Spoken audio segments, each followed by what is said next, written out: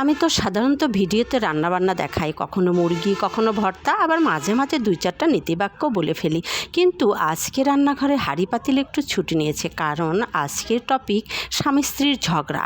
এই ঝগড়া এমন এক জিনিস, বিয়ের সাথে মনে হয় ফ্রিতেই চলে আসে, কারো কম কারো বেশি, কিন্তু নাই এমন সংসার খুব কমই আছে। ঝগড়া শুরু হয় ছোট্ট একটা বিষয় নিয়ে, হয়তো স্বামী শুধু বলছে আজকের ভাতটা একটু নরম হয়েছে, ব্যাস। এরপর স্ত্রীর চেহারা দেখে মনে হবে আজকে ঘরে জরুরি অবস্থা জারি হয়ে গেছে।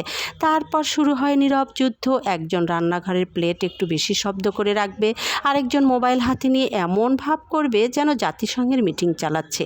কথা বন্ধ কিন্তু খেয়াল বন্ধ না।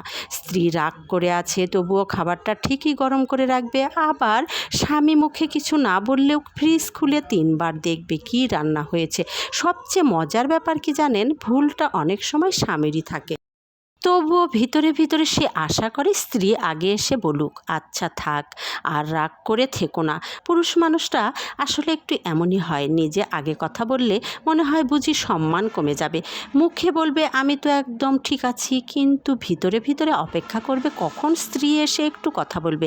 আর স্ত্রীও কিন্তু কম চালাক না, সেও ঠিক করে রাখে আজকে আমি আগে কথা বলবো না।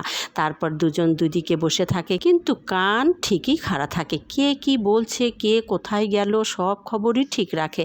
তারপর শুরু হয় কথা বলার অজুহাত, এই যে রিমোটটা কোথায়, তোমার সামনেই তো আছে।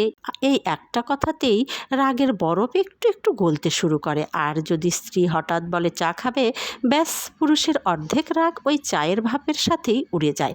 তখন আবার ভাব নেয় আমি তো এখন রাগ করেই আছি, কিন্তু মুখের কোণায় ছোট্ট হাসিটা ঠিকই চলে আসে। আসলে স্বামী স্ত্রীর সম্পর্কটা এমনই, এখানে ঝগড়া আছে, অভিমান আছে, আবার হাজার রাগের মাঝেও একজন আরেকজনকে ছাড়া থাকতে পারে না। কারণ দিন শেষে সংসারটা টিকে থাকে কে জিতলো সেটা দিয়ে না, বরং কে একটু নরম হয়ে বলল, আচ্ছা চলো কথা বলি।